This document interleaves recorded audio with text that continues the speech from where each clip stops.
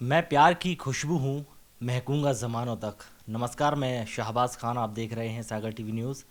और ये जो लाइनें मैंने कही हैं वो किसकी हैं ये तो आप समझ गए होंगे। जी हाँ, मैं बात कर रहा हूँ आलोक श्रीवास्तव जी की। सर, बहुत स्वागत है सागर बहुत टीवी बहुत न्यूज़ में। शुक्रिया आपका, बहुत कैसे शुक्रिया। हैं आप? मैं स्मार्ट हूँ।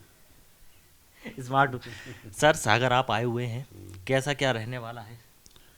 देखिए, सागर के साथ मेरी अपनी ज़ाती जो यादें हैं वो बहुत ही जज्बाती हैं। 80s के दौर में, 80 के दशक में मेरी जो वालदा थी, मेरी जो माँ थी, वो यहाँ शासकीय सेवा में थी। और मेरा बचपन गुज़रा है हटा, दमोह, सागर। और मेरे अग्रज, मेरे बड़े भाई की तरह मुझे प्यार करने वाले आशुतोष राणा जी, उनकी ये शिक्षा स्थली रही है। डॉक्टर हरि सिंह गौर विश्वविद्यालय, जो मैं समझता हूँ कि हिंदुस्तान में मैं उसको विश्वविद्यालय नहीं कहता हूँ, मैं उसको विद्यापीठ कहता हूँ। तो ये मेरा सौभाग्य है, खुशकिस्मती है कि बतौर शायर मैं पहली बार शायद सागर आ रहा हूँ, और वो भी इतने बड़े शिक्षण संस्थान में मुझे मौका मिल रहा है। मैं संतोष रोहित जी का बहुत शुक्रगुज़ार हूँ। मेरे गुरु भाई अशोक मिजाज साहब का शुक्रगुज़ार हूँ। मेरे और जो यहाँ मित्र हैं, दोस्त हैं, अनुज हैं, आदर्श दुबे और तमाम लोग, इन सब का मैं शुक्रगुज़ार हूँ। आप सबका शुक्रगुज़ार हूँ, पूरे सागर का, कि जिन्होंने इतने बड़े आयोजन में मेरा इंतखाब किया, मुझे याद किया। तो जाहिर है कि शहरों शहरों, मुल्कों मुल्कों घूमते हैं, लेकिन जिस ज़मीन से आपका बचपन जुड़ा होता है, तो एक नॉस्टैल्जिया की खुशबू भी वहाँ पे बसी रहती है। तो बहुत अच्छा लग रहा है, ऐसा लग रहा है कि माँ की गोद में वापस आ गया हूँ। क्या बात है, माँ की गोद में वापस आ गया हूँ। सर, आपसे बहुत कुछ बातें करना थी, चूँकि समय कम है, लेकिन आपसे ये जानना ज़रूर चाहूँगा कि इतनी गहराई सर आ कैसे जाती है चीज़ों में, शायरी में? देखिए, ये तो इंसान की अपनी सोच पर डिपेंड करता है। आप अगर बहुत संजीदगी से सोचते हैं तो आप संजीदा हो जाते हैं। किसी बात को आप बहुत उथले तरीक़े से सोचते हैं, देखते हैं। मुझे ऐसा लगता है कि हमारी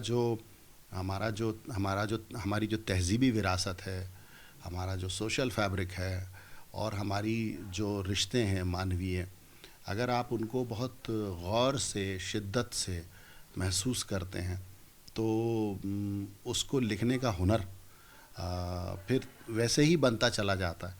जिस चीज़ को आप जितनी शिद्दत से महसूस करेंगे, उस बात को आप उतनी शिद्दत से कह पाएंगे। किसी चीज़ को आप महसूस ही नहीं करेंगे ठीक से, तो फिर आप कहेंगे कैसे? तो मुझे लगता है कि और कुछ चीज़ें आपको विरासत में मिलती हैं। तहज़ीब, ज़बान, अदब, ये चीज़ें कभी कभी ऐसा भी होता है कि इंसान अपने परिवार में, अपने आसपास के माहौल से, और उसको जो विरासत में मिली हैं तहज़ीबें, उनसे सीखता है। और मेरी खुशकिस्मती है कि मेरे घर का माहौल बहुत अदीबी माहौल था। बहुत मेरे घर में मेरे बड़े भाई गीतकार रहे, जाने माने आनंद सहर साहब। और उसके बाद जब थोड़ा और बड़ा हुआ तो गोविंदारे निषाद साहब, जो मेरे उस्ताद मरहूम डॉक्टर बशीर बद्र साहब, ये सब सोहबतें। तो आपको सीखने को, जब आपके घर में ही इतना कुछ हो, तो फिर तो कोई पत्थर संग दिल ही होगा जो नहीं सीख पाएगा, या नहीं कह पाएगा। सर, एक छोटी सी गुजारिश है, अगर हमारे दर्शकों के लिए आप, जो आपको सर सबसे चीज़ अच्छी लाइनें लगती हो, जो पसंद हो आपको शायरी, वो आप कहें सर। अब शायरी या अब कविता या किसी भी तख्लीक़कार से ये पूछना कि उसे उसकी कौन सी चीज़ जो अच्छी सबसे लगती ज़्यादा है, पसंद हाँ, सर। तो ये वैसा ही है कि जैसे आप माँ से कहेंगे उसको अपनी 4-5 औलादों में कौन सी सबसे ज़्यादा अजीज़ है। तो फिर भी मैं एक पैगाम जो है हमेशा देता रहा हूँ अपनी पोएम्स के ज़रिए।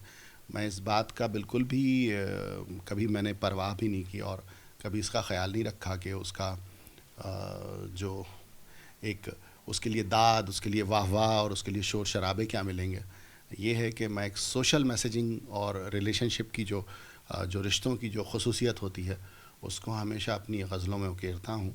लेकिन मैं आज आपके चैनल के ज़रिए नज़ीर अकबर आबादी साहब का एक मतला पढ़ता हूँ, और उसके बाद कुछ मिसरे कि उनका जो फ़र्ज़ है वो अहले सियासत जाने, उनका जो फ़र्ज़ है वो अहले सियासत जाने, मेरा पैगाम मोहब्बत है जहाँ तक पहुँचे। तो इसी शेर के साए साए मैंने एक नज़्म कही थी, उसके चंद मिसरे समात फरमाएं कि जो हम में तुम में हुई मोहब्बत, तो देखो कैसा हुआ उजाला, वो खुशबुओं ने चमन संभाला, वो मस्जिदों में खिला तबस्सुम, वो मुस्कुराया है फिर शिवाला। जो हम में तुम में हुई मोहब्बत, तो लब गुलाबों के फिर से महके, नगर शबाबों के फिर से महके, किसी ने रखा है फूल फिर से, वरक किताबों के फिर से महके। मोहब्बतों की दुकान नहीं है, वतन नहीं है, मकान नहीं है, कदम का मीलों निशान नहीं है, मगर बताइए कहाँ नहीं है। कहीं ये गीता, कहीं ये कुरान, कहीं पे पूजा अजान है, ये सदाकतों की ज़ुबान है, ये खुला खुला आसमान है, ये तरक्कियों का समाज जागा, के बालियों में अनाज जागा, कबूल होने लगी हैं मन्नत, धरा को तकने लगी हैं जन्नत, जो हम में तुम में हुई मोहब्बत, जो हम में तुम में हुई मोहब्बत। तो इस वक्त मुझे लगता है कि इस मुल्क को सबसे ज़्यादा ज़रूरत मोहब्बत की है। तो मैं बस अपने गज़ल पाठ में, अपने मुशायरों में, अपने कवि सम्मेलनों के ज़रिए मैं सिर्फ़ और सिर्फ मोहब्बत का पैगाम देना चाहता हूँ। सर एक सवाल और पूछना चाहूँगा आपसे। एक शायर का सर अलग काम होता है समाज में, वो कई सारी चीज़ों को देखता है, ऑब्ज़र्व करता है, फिर अपने तरीके से उस बात को सभी के सामने रखता है। आप क्या मानते हैं सर? आपने जवाब मेरा खुद ही दे दिया। मैं भी यही मानता हूँ। आप अगर, मैंने जैसे पहले कहा, आप अगर क्रिएटिव हैं तो बहुत ज़रूरी है कि आप चीज़ों को पॉजिटिविटी में देखते हैं। आपके पास मोहब्बत का बहुत बड़ा ख़जाना होता है। आपके पास देखिए, हमारे घर के बड़े बुज़ुर्ग हैं पंडित राजन साजन मिश्रा जी, पद्म विभूषण। वो अक्सर एक बात कहते हैं, वो ये कहते हैं कि जो भी कलाकार जो होता है वो अपनी कला के ज़रिए ईश्वर के बहुत निकट होता है, और वो बहुत पॉजिटिव इसलिए होता है क्योंकि ईश्वर जो है, ऊपर वाला जो है, खुदा जो है, वो तख्लीक़कार है, वो उसने क्रिएट किया है। हाँ, और वो क्रिएट करने का हुनर जिसे देता है, तो यानी कि वो अपने समतुल्य रखता है। एक रचनाकार भी को भी ईश्वर तभी कोई विवेक, कोई वो देता है, संवेदनशीलता देता है, जब वो इस लायक समझता है कि ये जो है इसका सही इस्तेमाल करेगा। तो मुझे ऐसा लगता है कि एक रचनाकार जो होता है वो इसलिए भी पॉजिटिव होना चाहिए, इसलिए भी उसका सोच सकारात्मक होना चाहिए, और चीज़ों को वो उस तरह देखे जिस तरह वो मानवीयता के पक्ष में हो।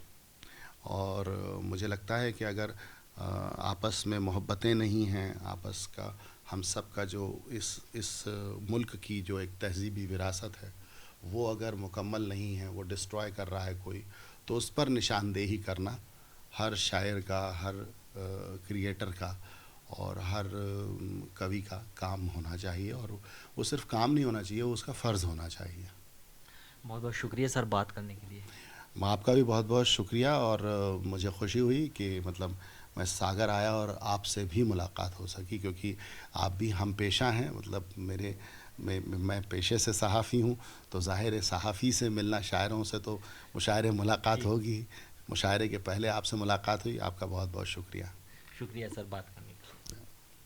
आलोक श्रीवास्तव जी, आपने सुना कितनी खूबसूरती के साथ उन्होंने सवालों के जवाब दिए।